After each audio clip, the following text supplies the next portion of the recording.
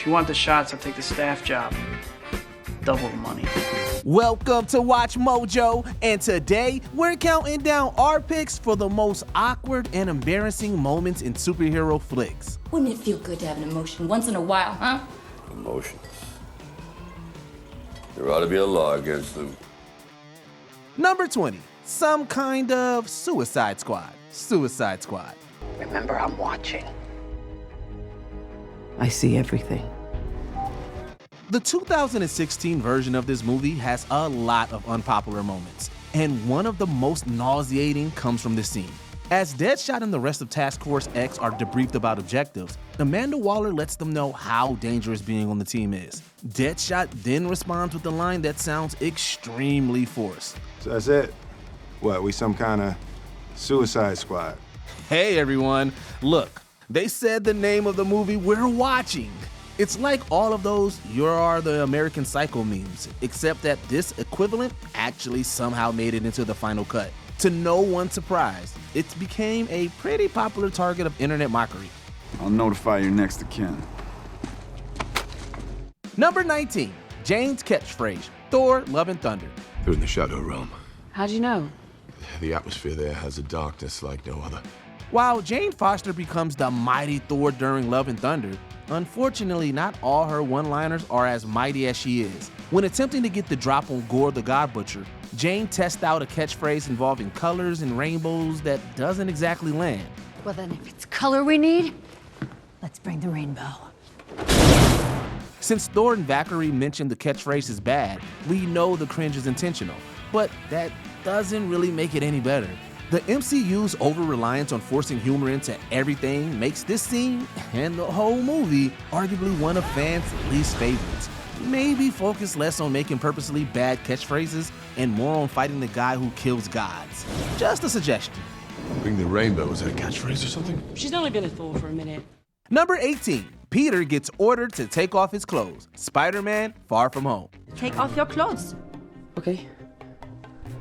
At some point in this movie, a S.H.I.E.L.D. agent called the Seamstress convenes with Peter in Europe to deliver a special stealth suit for him to use. When she hands it over, she orders him to put it on while she's still in the room watching him. Was this incredibly inappropriate scene really necessary? It's played for laughs, but there's seriously nothing to laugh about here. Now, hurry up. Weird. This is a grown woman telling a teenager to do something they're definitely not comfortable with. It's not just cringe-inducing, it makes us feel like we're about to witness a felony. Sorry? I thought this was the bathroom. This is not what it looks like. Number 17, Steve kisses Sharon, Captain America, Civil War. They're gonna come looking for you. Hello. Thank you, Sharon. The relationship between Steve Rogers and Peggy Carter was a romance tragically lost to time. We expect that Steve would eventually move on from his World War II era love, and he kinda did move on. But making out with Peggy's niece Sharon Carter? Given that he had a thing for her great aunt, the dynamic is a bit creepy, and it doesn't help that they kissed shortly after Peggy's funeral. If you ask us, that's kind of rushing things. Though Steve and Sharon's romance is technically canon in the comics, you can't deny that this is an odd pairing. You know, he kind of tried to kill me. Sorry. I'll put it on the list. Number 16, putting a baby into a microwave, The Flash. You hear that? That's my stomach. If you think this sounds completely bonkers, trust us, it is. In this scene, the Flash tries saving several newborns from falling to their deaths following the collapse of a Gotham City hospital. The final Destination X catastrophe could have gone terribly, but Flash manages to rescue everyone, including by sticking one of the babies into a microwave.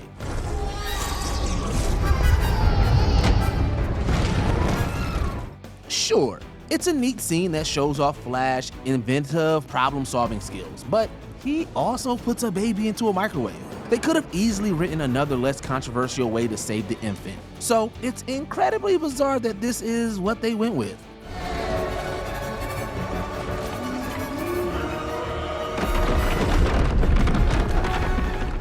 Number 15, Boxing the Blob, X-Men Origins Wolverine. There's plenty to cringe over with this movie, but this scene in particular is worth highlighting. Did you just call me Blob? When trying to get information from Fred Dukes on where Victor Creed is, Logan calls the abnormally large mutant Bub.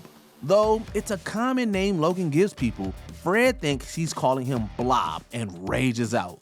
Logan trying to box Kevin Durant in a fat suit for roughly 2 minutes is sort of entertaining, but it's not really what we were expecting in a Wolverine origin story. It ain't him I'm worried about getting out of here on a stretcher. You're an ass. Come on, Logan.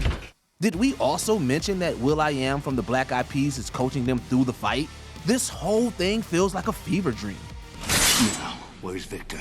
Number 14, they executed her? Aquaman. Your mother loved you more than anything in the world, but she had to return to Atlantis to keep you safe. When a teenage Arthur Curry learns that his mother is thought to be dead, he takes the news pretty hard. Well, we know that's what actor Kekoa Kekumano was probably going for.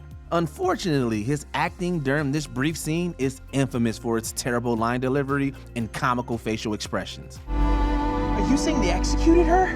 What could have been an emotional moment instead became something that would have felt at home in some of the worst CW shows. Not even a veteran like William Dafoe could carry this scene. We know we shouldn't be laughing, but the way this turned out, it's hard not to. Because she had me?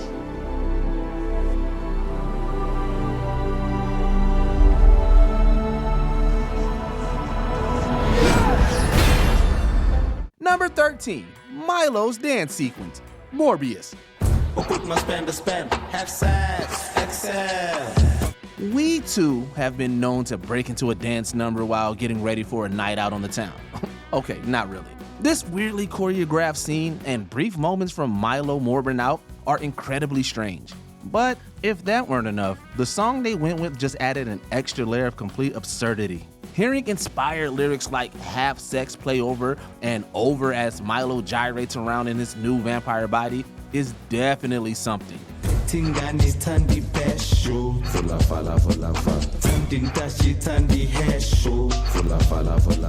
Not surprisingly, this scene got incredibly memed on. We have to imagine Matt Smith regretted his decision to star in this.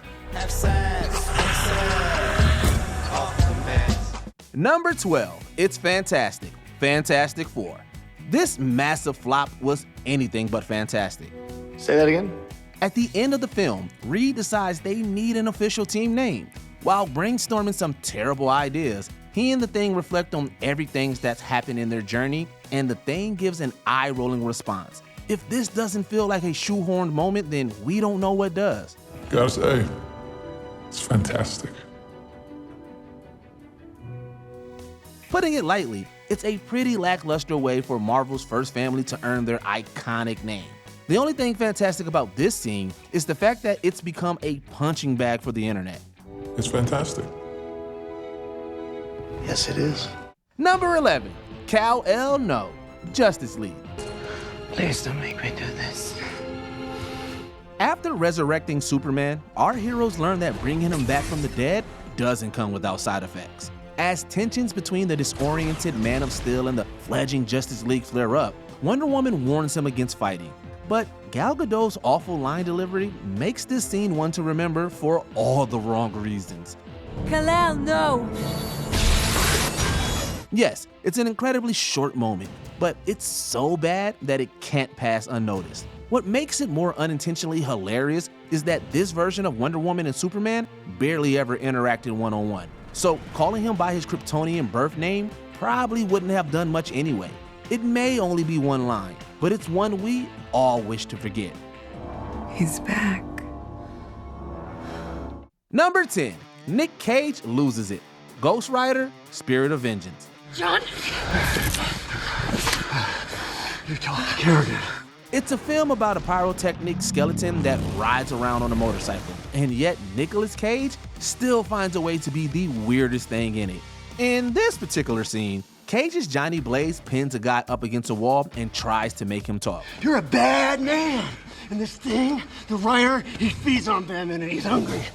What follows is one of the most over-the-top performances in the history of Nick Cage overacting, which is saying something, as he struggles to contain his mad shaking and the sheer volume of his voice. For some, it's Cage at his absolute best, But for the rest of us, it's the standout scene in one of Marvel's most embarrassing movies. Scraping at the door! Scraping at the door! Number 9, the seduction scene, Howard the Duck. I've got to get back to my own kind. Although... You can't think of the Howard the Duck movie without physically cringing.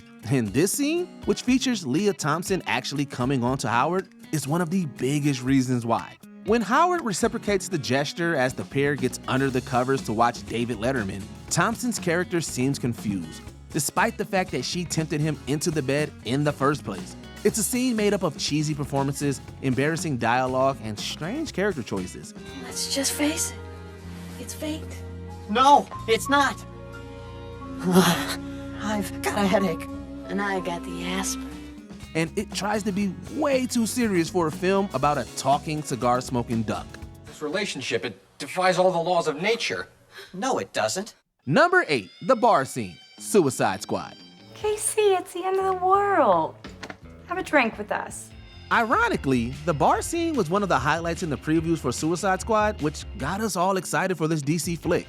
Unfortunately, the film's theatrical release botched some of the best moments in the trailers. The theatrical version notably cuts out Harley Quinn taking drink orders from the rest of the crew, including her suggestion of El Diablo's water order as a good idea, honey.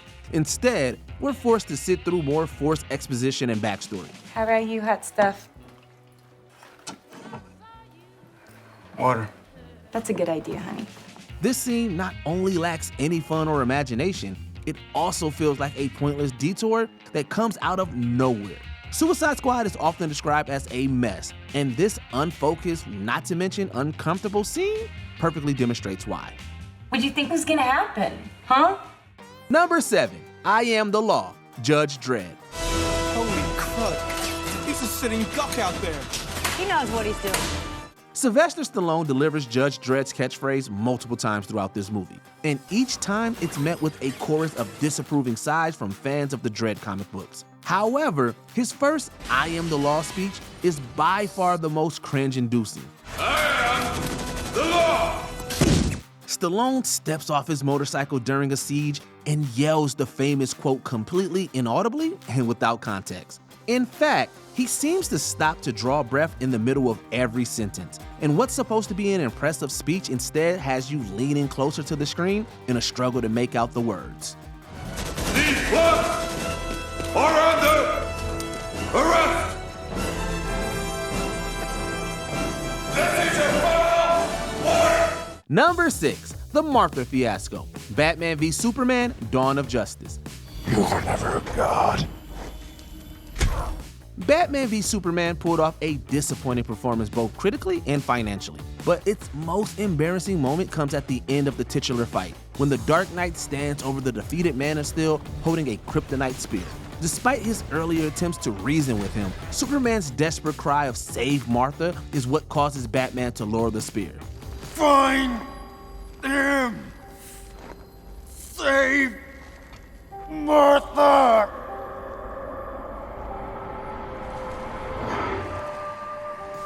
So let's get this straight. After nearly killing each other, these two rivals immediately become best buds simply because their mothers share the same name? It only took 2 movies for the DC Extended Universe to jump the shark. It's his mother's name.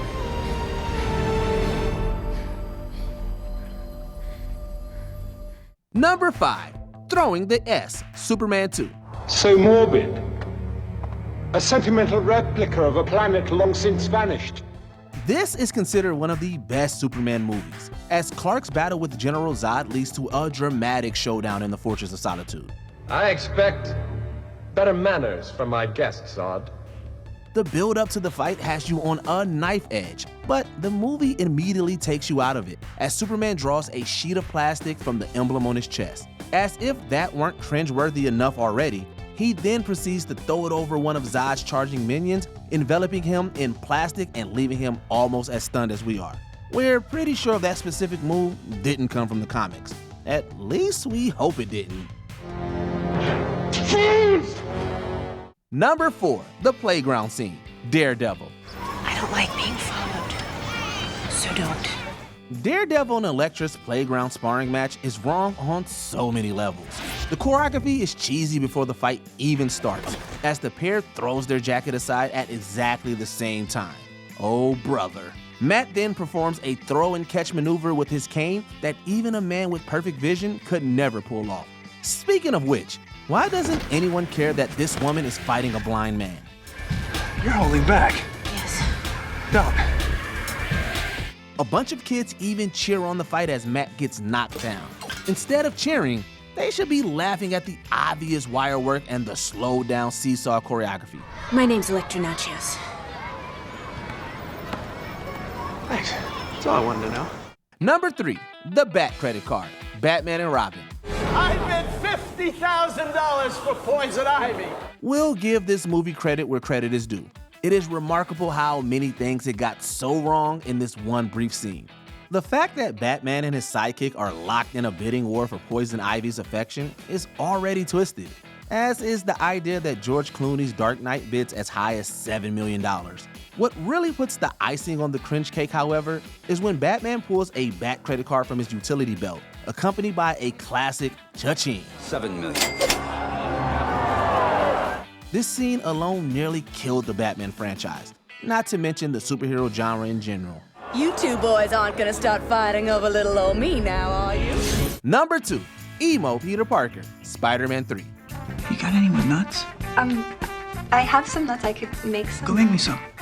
It clearly wasn't enough that Sam Raimi's third Spider-Man movie was already cluttered with too many villains. The director just had to add in a couple of unwatchable dance sequences for good measure.